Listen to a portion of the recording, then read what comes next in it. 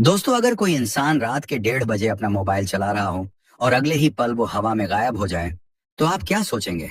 और अगर उसे ढूंढने के लिए 100 से ज्यादा लोग, 3 ड्रोन, हेलीकॉप्टर और प्रशिक्षित कुत्ते 12 दिन तक जंगल छान मारें और फिर भी कुछ न मिले, तो फिर यही सवाल आज पूरे उत्तराखंड को बेचैन किए हुए हैं। किसी स्वर्ग से कम नहीं लगती, लेकिन जहां एक MBA छात्रा रात के अंधेरे में न जाने कहां खो गई। तो चलिए शुरू से शुरू करते हैं। पहले समझते हैं कि दयारा बुग्याल है क्या। उत्तराखंड के उत्तरकाशी जिले में समुद्र तल से लगभग 11,000 फीट की ऊंचाई पर एक विशाल घास का मैदान है, जिसे दयारा बुग्याल कहते हैं। बुग्याल का मतलब ही होता है ऊंचाई पर स्थित हरा भरा मैदान। ये जगह इतनी सुंदर है कि जो एक बार चला जाए वो बार बार जाना चाहता है।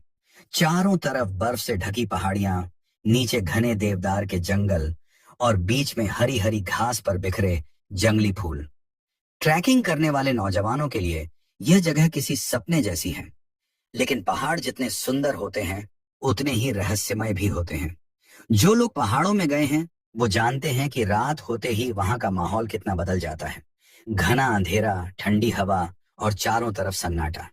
ऐसे में अगर कोई अकेला पड़ जाए तो मुश्किल कितनी बड़ी हो सकती है, ये सोचकर ही रूह कांप जाती है। अब आते हैं बबीता पांडे की तरफ।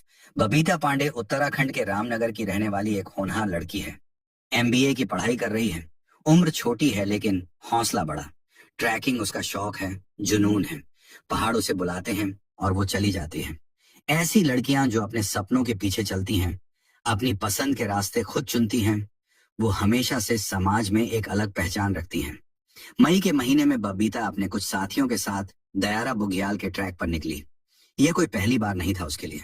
वो पहले भी ट्रैक कर चुकी थी, तो यह सफर भी उसके लिए एक और खूबसूरत यादगार यात्रा बननी थी। 29 मई की रात का किस्सा बड़ा अजीब है। उस रात बबीता और उसके साथी गोई बेस कैंप में रुके हुए थे। यह कैंप दयारा बुग्याल ट्रैक के रास्ते में पड़ता है। उस रात वहां कोई एक दो नहीं, बल्कि 15 से 16 टेंट लगे हुए थे। 60 से 70 लोग वहां मौजूद थे। यानी काफी भीड़ थी, काफी चहल पहल थी। सूत्रों की माने तो उस रात कैंप में किसी बात को लेकर बबीता का अपने साथियों से कुछ विवाद हो गया। कहा सुनी हुई बात बढ़ गई और इसके बाद बबीता उनसे अलग होकर थोड़ी दूर चली गई। ये बात बहुत अहम है क्योंकि यही वो पल था जिसके बाद से बबीता को किसी ने नहीं देखा। अब यहाँ तकनीक की बात करते हैं। आजकल जमाना बदल गया है। हम जहां भी जाते हैं, हमारा मोबाइल हमारे साथ होता है। और मोबाइल एक तरह की डायरी बन गया है हमारी, जो हर पल का हिसाब रखता है। बबीता के मोबाइल ने भी यह हिसाब रखा। जांच में जो सबसे चौंकाने वाली बात सामने आई वो यह थी कि बबीता रात के करीब 1:30 बजे तक अपना मोबाइल चला रही थी।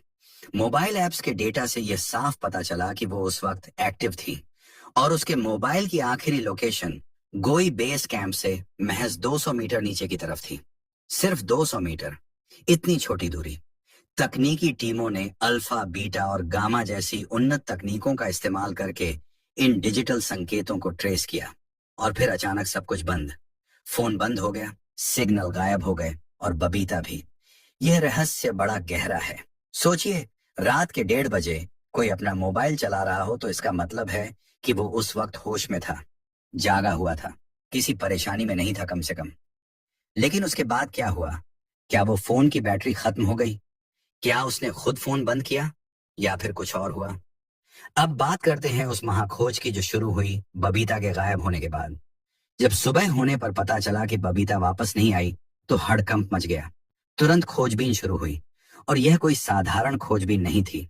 पुलिस आई, NDRF आई यानी राष्ट्रीय आपदा राहत बल, SDRF आई यानी राज्य आपदा राहत बल, ITBP यानी भारत तिब्बत सीमा पुलिस के जवान आए, वन विभाग के कर्मचारी आए, नेहरू पर्वतारोहण संस्थान के विशेषज्ञ आए, आपदा प्रबंधन की त्वरित प्रतिक्रिया टीम आई, स्थानीय गाइड जो इन पहाड़ों की एक एक पगडंडी जानते हैं वो भी आए, और डॉग स्क्वाड भी आया यानी प्रशिक्षित कुत्ते जो किसी भी इंसान की गंध को मीलों दूर से पकड़ सकते हैं। 120 से ज्यादा लोग एक साथ। 3 ड्रोन टीमें आसमान से नजर रख रही थीं। हेलीकॉप्टर से भी खोजबीन की गई। गहरी खाइयां छानी गई, घने जंगल खंगाले गए, झाड़ियां झाड़ियां देखी गईं और यह सब 12 दिन तक चलता रहा। 12 दिन। सोचिए, 12 दिन तक इतनी बड़ी टीम लगातार खोजती रही और नतीजा कुछ नहीं। ये वो बात है जो दिल को सबसे ज्यादा तकलीफ देती है।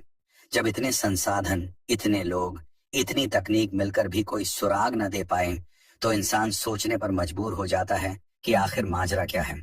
अब एक और पहलू की बात करते हैं। पहाड़ी इलाकों में, खासकर उत्तराखंड के दूर दराज के गांवों में, कुछ पुरानी मान्यताएं और लोक कथाएं प्रचलित हैं। इन्हें अंधविश्वास कहें या स्थानीय संस्कृति का हिस्सा, ये बहस का विषय है। लेकिन जब बबीता गायब हुई तो सोशल मीडिया पर और आसपास के इलाकों में एक अफवाह फैलने लगी।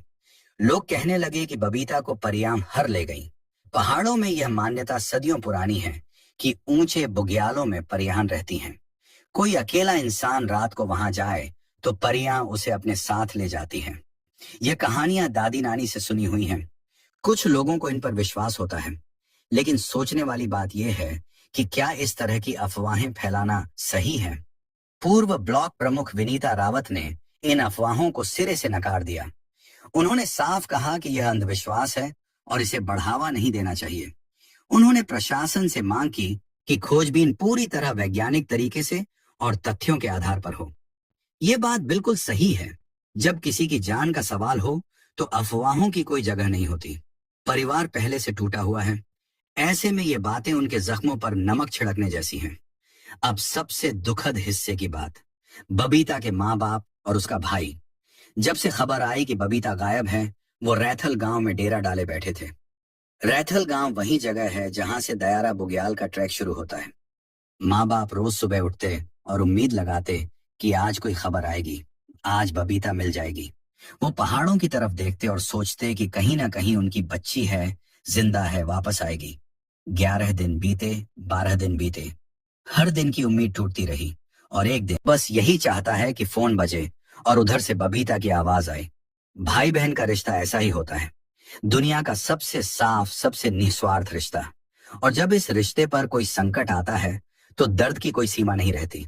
अब एक पल रुककर सोचते हैं। बबीता एक पढ़ी लिखी लड़की है, एमबीए कर रही है, ट्रैकिंग का अनुभव है। वो पहाड़ों से अनजान नहीं थी। तो फिर ऐसा क्या हुआ उस रात? कुछ सवाल हैं जो जवाब मांग रहे हैं। पहला सवाल यह है कि उस रात साथियों से विवाद क्यों हुआ? किस बात पर हुआ? और क्या उस विवाद का कोई संबंध उसके गायब होने से है? दूसरा सवाल यह कि रात के 1:30 बजे वो 200 मीटर नीचे क्यों गई? क्या वो अकेले टहलने गई? क्या उसे किसी ने बुलाया? या वो खुद किसी वजह से वहां गई? तीसरा सवाल यह है कि 1:30 बजे के बाद मोबाइल क्यों बंद हो गया? क्या बैटरी खत्म हुई? क्या नेटवर्क गया? या कुछ और? चौथा और सबसे बड़ा सवाल यह कि 120 लोगों की टीम, 3 ड्रोन, हेलीकॉप्टर, प्रशिक्षित कुत्ते, 12 दिन और फिर भी कोई सुराग नहीं। पहाड़ इतना बड़ा रहस्य कैसे छुपा सकता है? यह सवाल आसान नहीं है और इनके जवाब अभी किसी के पास नहीं है। लेकिन इन सवालों से एक और बड़ी बात सामने आती है। हम में से बहुत से लोग सोचते हैं कि ट्रैकिंग बस एक मौज मस्ती है। पहाड़ों पर जाओ, फोटो खिंचाओ, वापस आ जाओ। लेकिन पहाड़ इससे कहीं ज्यादा है। पहाड़ का सम्मान करना पड़ता है, पहाड़ की नियमों को मानना पड़ता है। कभी भी, किसी भी हालत में रात को अकेले पहाड़ पर न जाएं। यह नियम नहीं, जिंदगी बचाने की बात है। अगर साथियों से विवाद हो तो भी उस रात वहीं रहें, कहीं और न जाएं। पहाड़ की रात में एक छोटी सी गलती भी बड़ी मुसीबत बन सकती है। ट्रैकिंग पर जाने से पहले स्थानीय गाइड लें, रास्तों की जानकारी लें, मौसम की जानकारी लें, अपना रूट किसी को बताकर जाएं। मोबाइल में पावर बैंक रखें, एक्स्ट्रा बैटरी रखें, ऑफलाइन नक्शा डाउनलोड करके रखें और सबसे जरूरी, अपनी सुरक्षा को कभी भी भावनाओं के भरोसे मत छोड़ें। गुस्से में, दुख में या रात के अंधेरे में लिया गया फैसला अक्सर गलत होता है। अब एक बड़ी बात करते हैं। बबीता का मामला सिर्फ एक लड़की के गायब होने की खबर नहीं है। ये हमारे समाज को एक आईना दिखाता है। एक तरफ वो लोग हैं जो परियों की कहानी फैला रहे हैं, जो एक गंभीर मामले को अंधविश्वास की तरफ मोड़ना चाहते हैं। ऐसे लोग हमेशा से समाज में रहे हैं जो मुश्किल सवालों से बचने के लिए आसान जवाब ढूंढते हैं। लेकिन यह आसान जवाब कभी सच नहीं होते। दूसरी तरफ वो लोग हैं जैसे विनीता रावत, जो कह रहे हैं कि नहीं, सच्चाई तलाशो, विज्ञान और तथ्यों पर भरोसा करो और जब तक बबीता नहीं मिलती तब तक खोजते रहो। यही सोच हमें आगे ले जाती है। यही सोच एक सभ्य समाज की पहचान है। अब एक और पहलू देखते हैं जो शायद कम लोगों ने सोचा होगा। बबीता जैसी लड़कियां जो अपने सपनों के लिए लड़ती हैं, जो एमबीए करती हैं, जो पहाड़ों पर चढ़ती हैं, जो समाज की परवाह किए बिना अपना रास्ता चुनती है, वो हमारे देश की ताकत है। लेकिन इन्हें सुरक्षा की जरूरत है। इन्हें एक ऐसे माहौल की जरूरत है जहां वो बेफिक्र होकर अपनी जिंदगी जी सके, जहां रात के 1:30 बजे अगर वो अकेली हो तो कोई खतरा ना हो। पहाड़ों पर हम जाते हैं क्योंकि वहां कुदरत की खूबसूरती है, लेकिन कुदरत की खूबसूरती को देखने के लिए हमें जिंदा रहना जरूरी है। अब उस ऑपरेशन की थोड़ी और विस्तार से बात करते हैं जो 12 दिन तक चला। जो लोग एनडीआरएफ और एसडीआरएफ के ऑपरेशन नहीं जानते, उनके लिए बताते हैं। ये वो लोग हैं जो देश की सबसे मुश्किल जगहों पर जाते हैं। बाढ़ हो, भूकंप हो, पहाड़ टूटे हों, ये लोग वहां पहुंचते हैं बिना अपनी जान की परवाह किए। इन जांबाज लोगों ने 12 दिन तक 11,000 फीट की ऊंचाई पर खोजबीन की। ठंडी हवाएं, कम ऑक्सीजन, फिसलन भरे रास्ते और घने जंगल। इन हालात में काम करना आसान नहीं होता।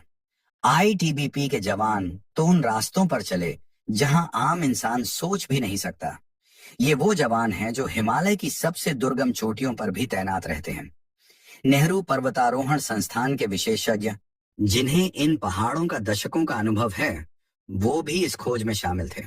और फिर भी कोई सुराग नहीं। ये बात जब सुनते हैं तो दिल में एक अजीब खालीपन आ जाता है। दयारा बुग्याल का इलाका बहुत विशाल है, हजारों एकड़ में फैला हुआ। कहीं गहरी खाइयां हैं जिनमें नीचे देखने की हिम्मत नहीं होती। कहीं घने जंगल हैं जहां धूप भी मुश्किल से पहुंचती है।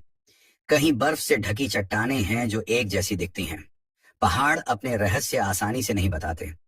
ये बात कड़वी है, लेकिन सच है। अब एक बात और, जब से ये खबर सामने आई है, बहुत से लोगों ने सोशल मीडिया पर अपनी अपनी थ्योरी दी है।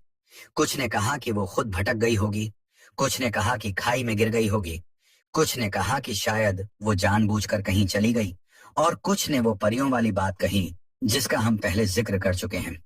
लेकिन हमें यह याद रखना चाहिए कि बिना सबूत के कोई भी राय देना गलत है।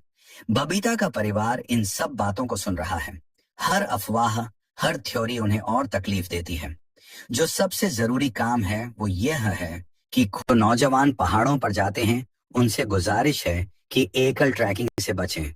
हमेशा समूह में जाएं, और समूह में भी रात को कैंप छोड़कर अकेले न जाएं।